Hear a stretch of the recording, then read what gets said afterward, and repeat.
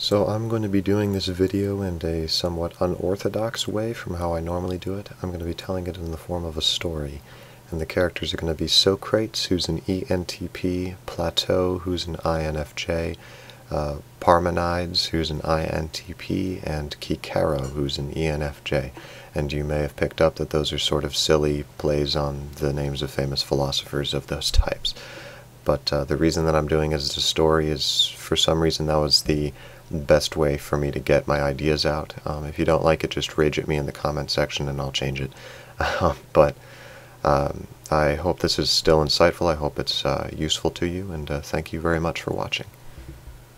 Socrates was a wandering philosopher, thoughtful and not particularly loud, but driven by an insatiable and active curiosity to learn all that she could. Wherever she went, she asked people questions and challenged their answers, not out of spite or humor, though at times it might seem like it, but an honest desire to discover, to learn, and to see every perspective and to then judge the best ones.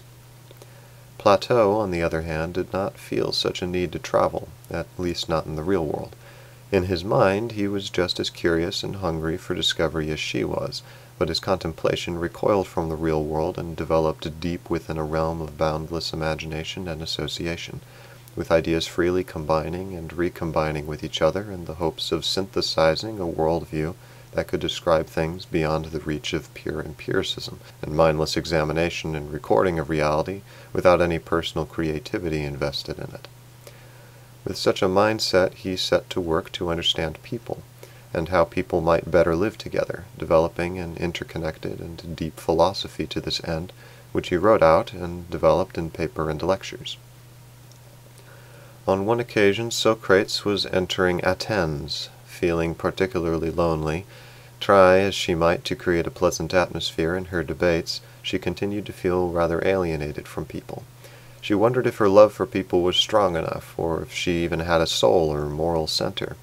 It seemed to her that her personal feelings, whatever few she had, were foolish and instinctive, and an objective truth, or some principle of logic she could hold to, should be her moral code.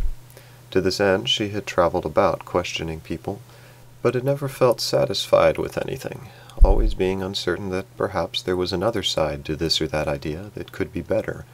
This lack of direction was combined with the feeling that nobody really understood her like she wanted them to. No one seemed to be able to keep up with her quick thinking and appreciate it with warmth.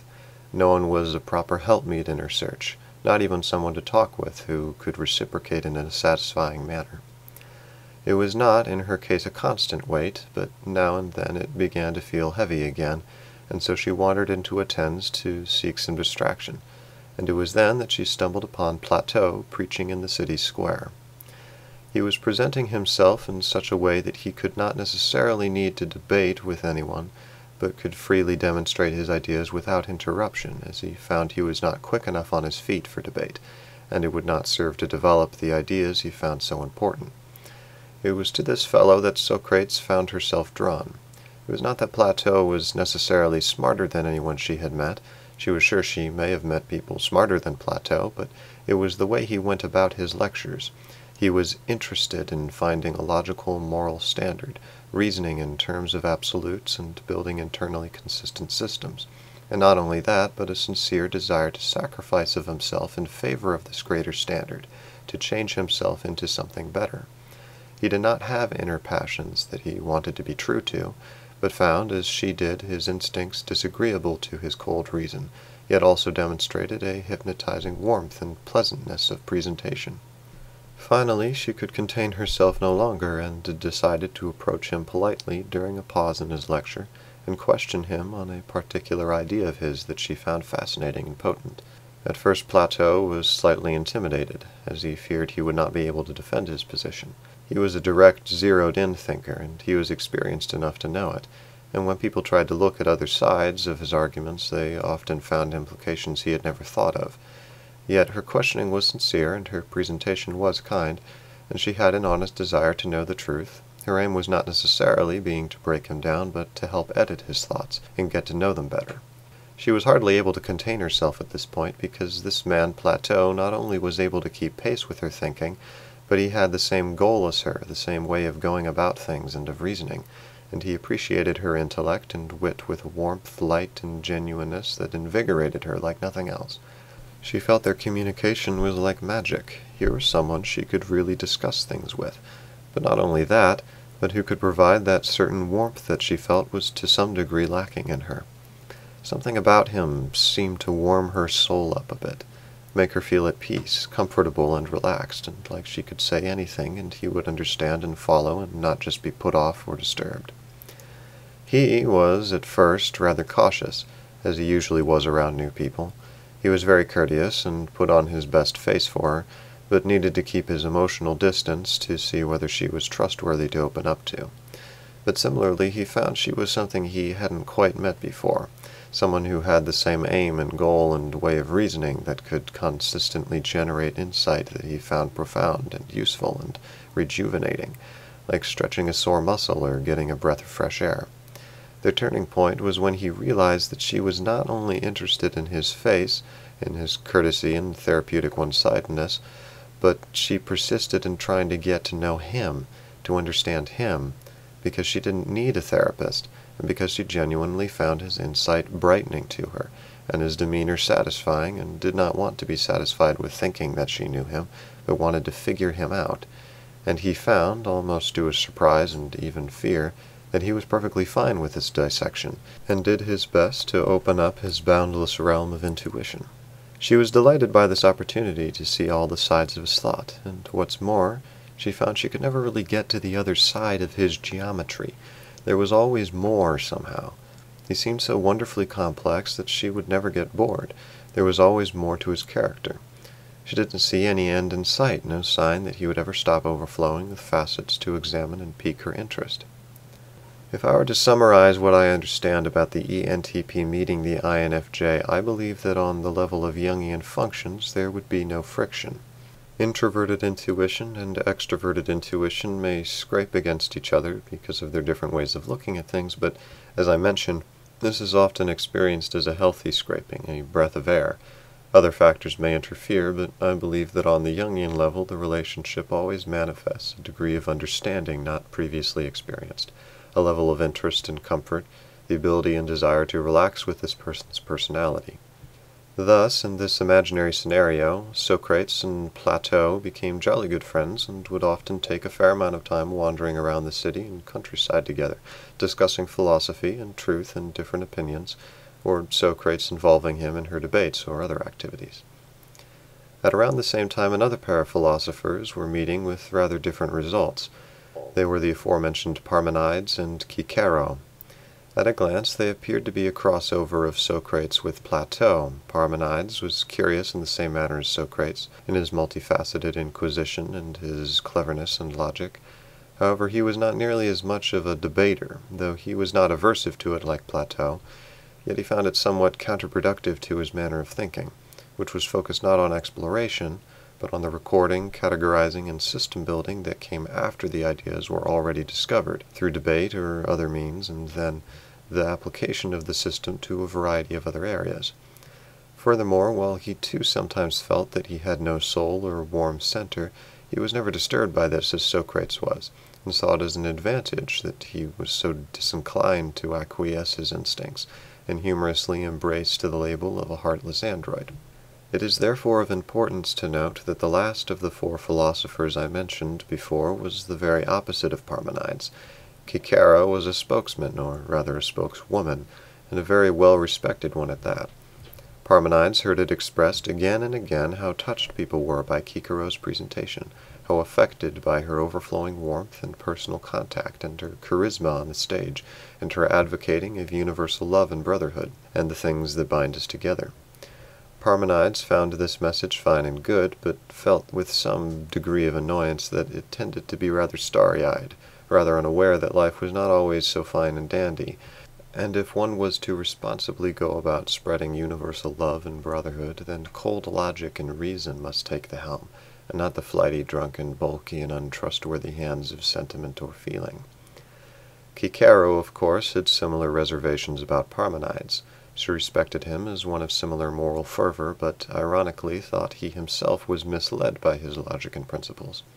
It seemed to Cicero that such people, though they meant well, were missing out on an essential part of life, the warmth and love of life, and therefore their judgment was often capable of missing the mark.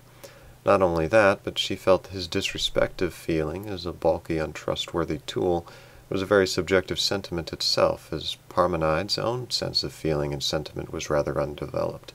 He therefore assumed that all judgments on the grounds of sentiment were similarly undeveloped, imprecise, drunken, and untrustworthy, which as far as Cicero was concerned was far from the case. In their meetings with each other their feelings only solidified. However, there was never any true animosity between them, only a sense of alienated respect for their differing talents. Parmenides appreciated Cicero's ability to communicate so well to the people and lift their spirits, even if he did not think it was the best way to go about things. Cicero appreciated Parmenides' clear and analytical thinking, even if she felt he was unnecessarily cold, reserved, and cut off from people while doing it. Their relationship, therefore, was usually one of good-natured banter, in the sense that they both thought the other was rather ridiculous at times, yet were willing to agree to disagree.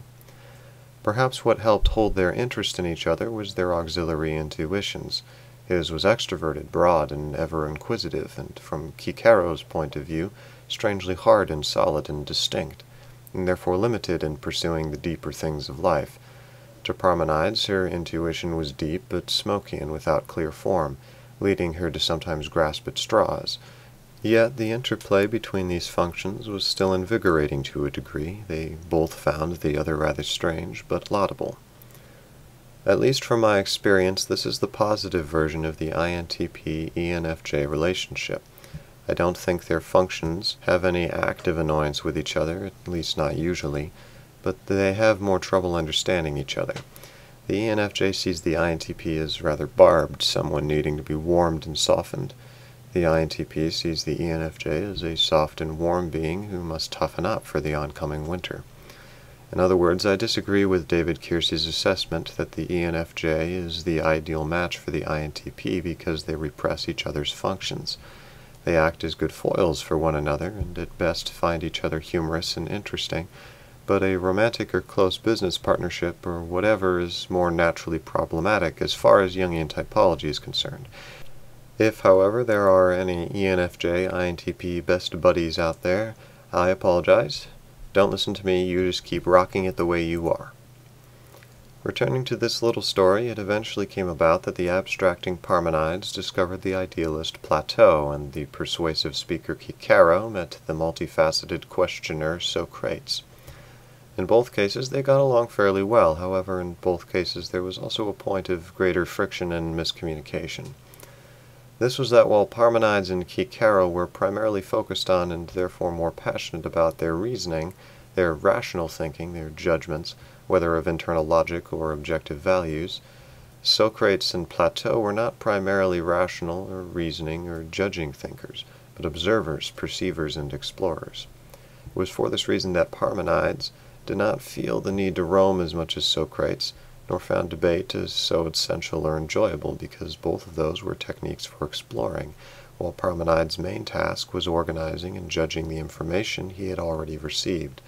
Similarly, while both Cicero and Plato were in the sense spokesman, Cicero was first a spokesman and then a philosopher, while Plato was first a philosopher and then a spokesman. The effect of this was, in short, that while Parmenides and Cicero found their new acquaintances more agreeable than they did each other, they also found they had a strange amorality in their thinking. Not that they were amoral themselves, but because they were explorers and observers, they sometimes accepted ideas or wanted to explore ideas which the two rational thinkers found repulsive, bizarre, just simply disagreeable to their standards. Likewise, Socrates and Plato found their rational friends too touchy and frightened, or else too easily disturbed, or too swift to begin cutting up an idea and doing things to it before they had taken sufficient time to savor it for what it was, to get every last drop of juice from it. This was a major part of Socrates and Plato's success in a relationship. They were both interested in drinking in ideas without necessarily judging them, and thus could talk for hours and hours about developing ideas to their fullest potential. Combine this with their similar goals and manner of judging, when they did judge, as well as the fact that Plato's endless world of insight and ideas was like a bottomless well for Socrates to inquire into, and Socrates' shrewd examination of objective possibilities was like a breath of fresh air for Plato, and an invaluable tool for clarifying and foolproofing his insights by checking all of its angles and implications. Well, you combine all those things, and things went rather well for them. However, Plato and Parmenides did enjoy a good relationship.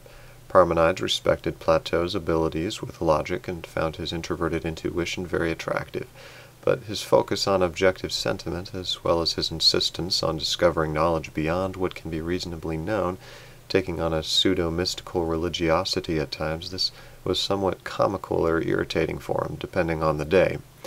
Meanwhile, Plato found Parmenides' apparent cynicism and insistence on getting rid of feelings in favor of pure truth, while it was very useful, was taken by Parmenides in unhealthy doses at the expense of insight in the world. Very similar sentiments were shared between Cicero and Socrates, for while they both had an appreciation of objective values, Socrates lamented Cicero's suppression of logical principles, while Cicero lamented that Socrates still held so fiercely to them, remaining cold and cynical despite the truth of brotherhood in the warm things in life, refusing to believe in the potential of people despite claiming concern for humanity. Once again, this was a rather odd presentation style, and I hope it wasn't too confusing or scatterbrained, but rather insightful and useful to you. In short, the INFJ and ENTP have a very favorable relationship because of shared irrational thinking and FETI goals. The ENFJ-ENTP and INFJ-INTP relationships are favorable, but significantly less ideal because of friction between irrational and rational functions. And finally, the ENFJ and INTP relationship is theoretically the least compatible of these because each repress the other's dominant function, serving to frustrate communication and understanding between them. Once again, this is all only on the level of Jungian typology, and there's many other factors that go into a relationship. But I hope this was useful to you, and thank you very much for watching.